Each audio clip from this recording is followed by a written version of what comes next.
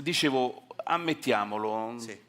nei primi mesi, forse anni di vita, Sì, anni. noi uomini non serviamo a niente. Niente, no. Impicciamo. Siamo sempre nel posto sbagliato, nel momento sbagliato. Siamo nella traiettoria. O ce lo fanno sbagliata. credere, se non altro, sì. No, perché ti dicono, tu qui devi stare. Qui devi stare. Che c'è? Che fa? Qua, adesso, lo vedi che sto andando a prendere il biberon, lo vedi che devo prendere i pannoloni, lo vedi, o mi aiuti o te ne vai, qui devi stare. Ma io stavo guardando la televisione e qui devi guardare la televisione. Beh, c'è il salotto, sto a vedere. Allora se non mi aiuti, allora esci. Ma è mezzanotte e mezza, ma dove vado? Allora vai sul balcone, non la puoi vedere, non ce l'abbiamo il balcone, abbiamo il cornicione, è uguale. Ora, se tu non impicci, è sicuro che dici la cosa sbagliata nel momento sbagliato.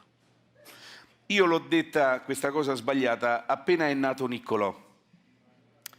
Mi sono subito giocato il jolly. Era, ve l'ho detto, 5 mesi fa, il 19 luglio alle 9:43 di mattina a Roma faceva caldo, molto caldo. 19 luglio, lunedì, faceva 44 gradi all'ombra, faceva così caldo che l'ombra da Roma se n'era andata a Viterbo per prendere un po' di fresco, faceva caldo, non si stava. Flora mi ha svegliato, era abbastanza presto. Dai, che è tardi, madonna mia, pelandrone, come so? Sono le 6, ma le 6, è buio fuori. Che dobbiamo fare? Dobbiamo uscire, ci aspettano in clinica. Il dottore ha detto che dobbiamo andare un po' prima. Quanto prima? Alle 9 dobbiamo stare là, è tardi. Oh, ma che devo andare a caccia prima? Ci abbiamo tutto il tempo, è buio. Dai, madonna mia, hai partorito mai tu? C'hai l'ansia da parto e allora forza, dai, madonna mia, carica le valigie, di sto pancione, caricale. Vi giro, c'era un quantitativo di valigie enormi, io ho detto, ma chi sta a venire? Nessuno, siamo noi che andiamo. Ma che devo andare in vacanza? Devo andare in clinica. Ho portato solo il minimo necessario. Vedi, vedi quella valigia? Quelle due sono di Niccolò. Una ci sono i pigiamini, 19, perché? Se fa un po' di bisognini lo cambiamo. 19, sì, amore, 2 giorni devo stare in clinica.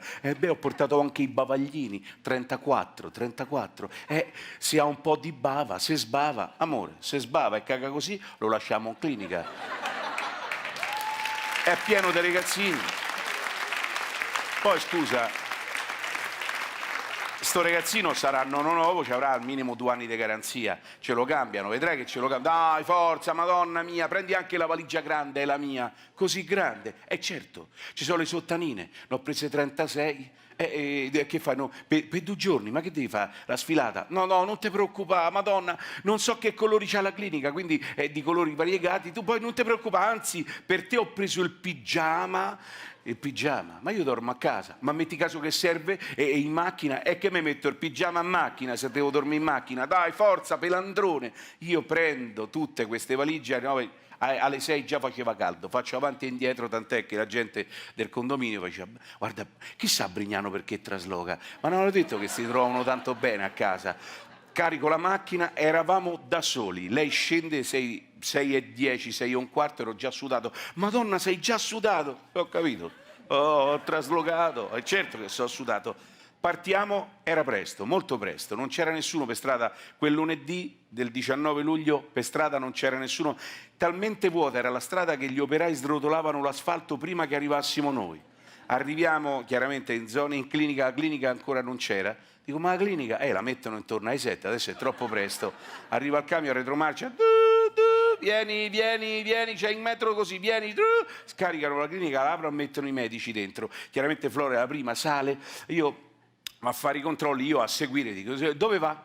E dico, guardi, devo andare, c'è Flora che... Ma lei è il marito? No.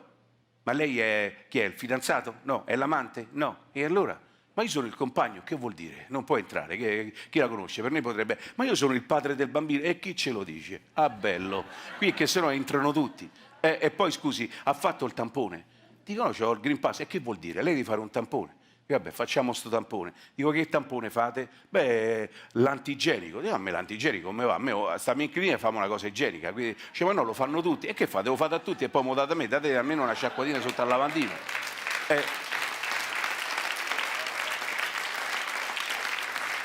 Allora forza, dai, facciamo il molecolare, ma non c'è il medico, va bene, lo fa la signora Lisa delle pulizie. Arriva Lisa delle pulizie, che devo fare? Abbastanza paesanotta. Che devo fare? Che devo fare? Che devo fare? C'è da pulire qualcosa? Dico no, il tampone, ma io non so buono a fare, dai forza che questo deve entrare. Mi mette lì, arriva sta signora, e chiaramente non era il mestiere suo, quindi si mette i guanti quelli gialli per pulire i sanitari, prende il tampone, lo apre come fosse l'antenna del 127 e me lo infila là, però nel mentre litigava a me ste cose con la collega, a me ste cose mi va bene, io devo chiamare il direttore sanitario, che a me ste cose, perché io devo pulire i bagni, a me che mi mette a fare ste cose che io non so, non ho manco studiato tanto, faccio, io signore non posso soffrire, ho capito, mi sta uscita all'occhio, è arrivato a fine corsa, basta, no?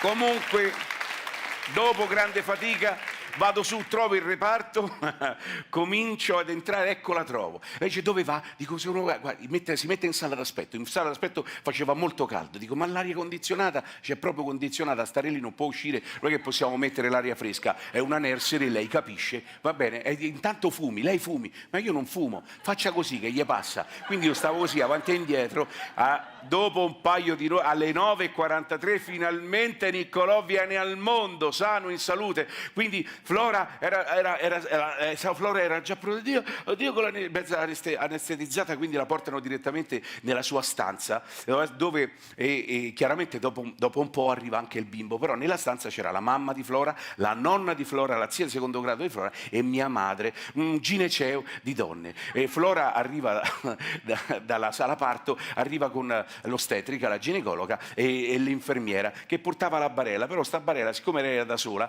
la portava e prendeva un po' dei muri, ogni tanto intruppava, la prendeva dietro, e Flora un po' anestetizzava, oddio, dove stiamo? Ma che stiamo ancora sul raccordo?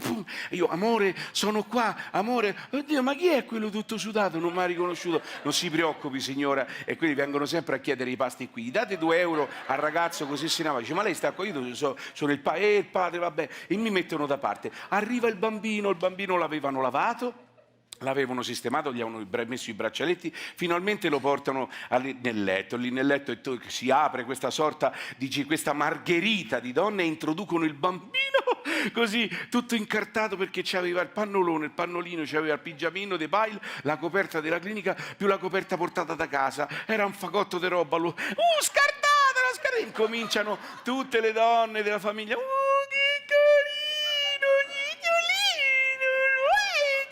degli acuti, io, scusate, la mamma per superare la nonna, guarda, si muove, è vivo, si muove, sì, guarda, no, non ti voglio credere,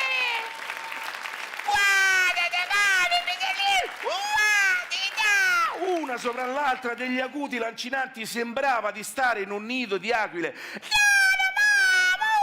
Sempre di più, hanno raggiunto la frequenza dei delfini.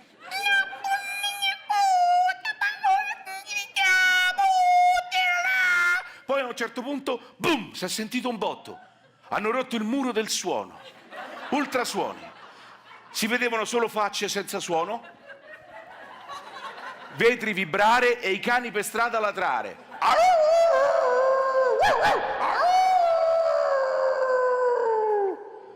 Ed è stato allora, in quel momento sospeso nel tempo, che io ho detto la mia cazzata. Io mi dovevo star zitto, io già avevo 2 euro, dovevo andare a casa, la giornata per me era già finita, invece no, io ho voluto in quel momento ribadire la centralità del papà. E quindi ho detto, siccome faceva caldo, ho detto, scusate, non si può aprire un po' la finestra? Non l'avessi mai detto. Si è sentito un vuoto, un silenzio, boom, i vetri hanno smesso di vibrare, i cani sono andati a cuccia, si sono girate tutte verso di me, fium, fium, tutte insieme. Si sono girate talmente veloci che hanno fatto anche un po' di vento. Io ho detto, madonna mia, un po' d'aria fresca da Viterbo, invece no, erano tutte donne verso di me, 16 occhi puntati su di me.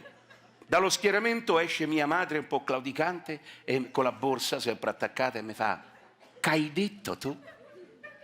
Ora mia madre così sembrava molto minacciosa, ma in effetti no. Mia madre era un segno divino, era il Padre Eterno che me l'aveva mandata, perché il Padre Eterno è pur sempre un padre, ste cose il Padre Eterno le sa. Ma ha mandato mia madre in aiuto perché io lì mi potevo salvare, perché io se avessi detto una sciocchezza, cambiando leggermente le vocali e le consonanti, magari avrei ripreso la frase per dire, anziché apriamo la finestra, mangio una minestra. Sembravo cretino ai 9:43 di mattina, ma me salvavo. Oppure magari potevo anche ribadire, che ne so, vado un po' in palestra. Sembravo imbecille, ma me salvavo. Invece no, io ho voluto ribadire l'importanza di un uomo in famiglia e quindi ho detto, scusate, apriamo una finestra.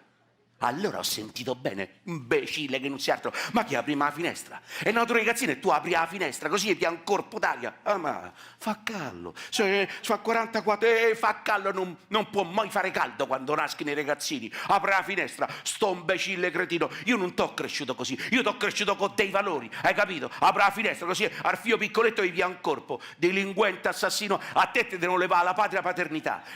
So io che vado a firmare dal giudice, io ti faccio levare tutti e due i figli. Apre la finestra, sto cretino, poi si gira verso le altre, scusate del mio figlio, scusate del mio figlio, manco volevo sto figlio, ha insistito il padre, se no io veramente avrei lasciato nell'umido.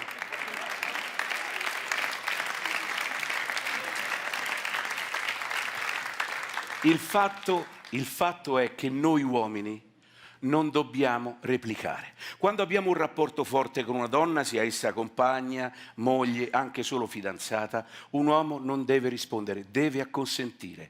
Specialmente se una donna ti fa una domanda, tu non devi rispondere, perché lei non vuole la risposta, o meglio non vuole la tua.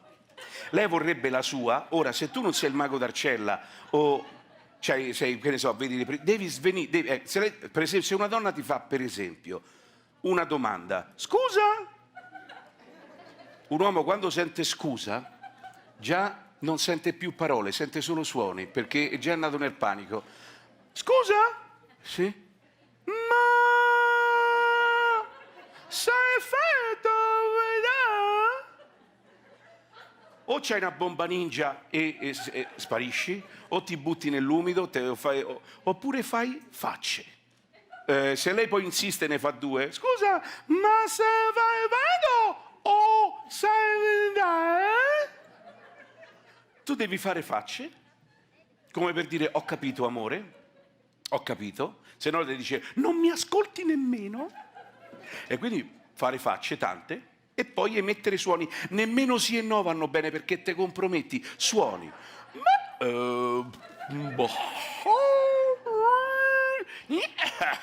Se resisti almeno 40 secondi è fatta, perché lei dopo 40 secondi si scorda quello che ti ha domandato e passa a un altro argomento e tu vivi felice.